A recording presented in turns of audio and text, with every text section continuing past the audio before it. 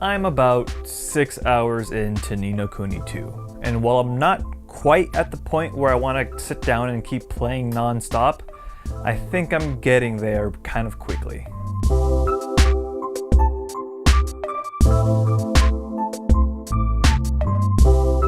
Ni no Kuni II doesn't really dawdle with its intro. It throws you right into the middle of things, story-wise at least. In the opening scene, the president of what I can only assume is the United States of Anime America, and America, gets transported to the Ghibli-ass fantasy world of Ni no Kuni. You arrive just in time to witness the coup to overthrow the young King Evan and replace him with a Mice King.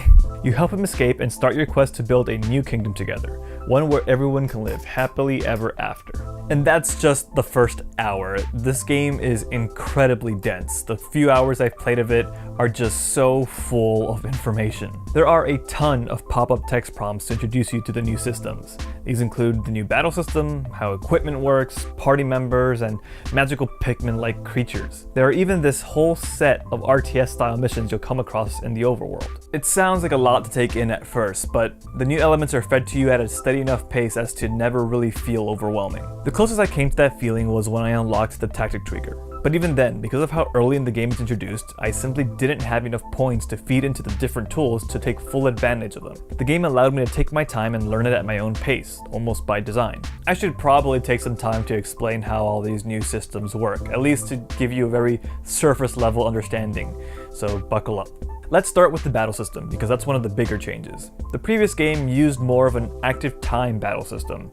You can move around freely, but pause the action to issue commands to your familiars. It's all real time now. You have a light and a heavy tech mapped to two of the face buttons. When you hold down a trigger, the face buttons become your spellcasting buttons. And there are no familiars. That whole Pokemon-like aspect of the original game is gone. Instead, you have Higgledies, little creatures that will act on their own in battle, giving you buffs, healing, or making some minor attacks against enemies. You can also run up to them and unleash a stronger attack when prompted. To supplement the battle system, you have a new way of using equipment. You can equip 4 weapons at a time, 3 melee and 1 ranged. You can switch to any of the 3 melee weapons freely. As you use them, they build up meter. Once that meter is full, the next spell you cast with that weapon equipped will be powered up. The ranged weapons can be shot at any time, there's no ammo. It uses the same MP that you use to cast spells, and that recovers over time as you deal and take damage. And onto the tactic tweaker I mentioned earlier. Over time, you will accumulate battle points that you can feed into different modules in the tactic tweaker. Use those modules to change your resistances, affinities, damage towards enemy types, and even rewards. Nothing is set in stone, you can always move things around to fit the situation.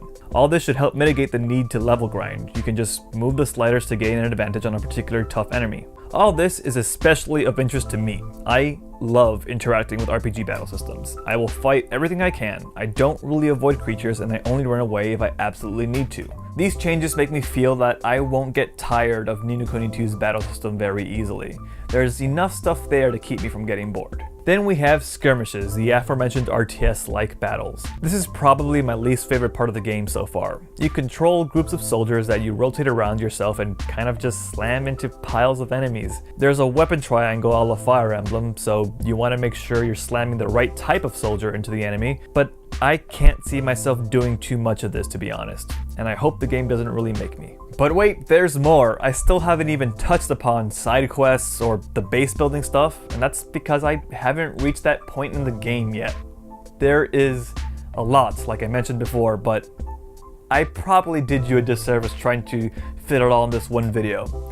It's rolled out at a steady pace, like I mentioned. Just play the game the way you will, you'll be fine. Everything else so far is what you would expect out of a JRPG. You spend a lot of time in the overworld walking from place to place. There are plenty of fast travel points making it easier to get around, thankfully. I do find myself every now and then just taking some time to walk around instead of using the fast travel because the world is beautiful, as expected. The overworld looks like a little chibi diorama with gorgeous landscapes, and the areas where you play as a full character model are vivid and sprinkled with that Ghibli style and charm. All this, and I've barely scratched the surface of Ni no Kuni II.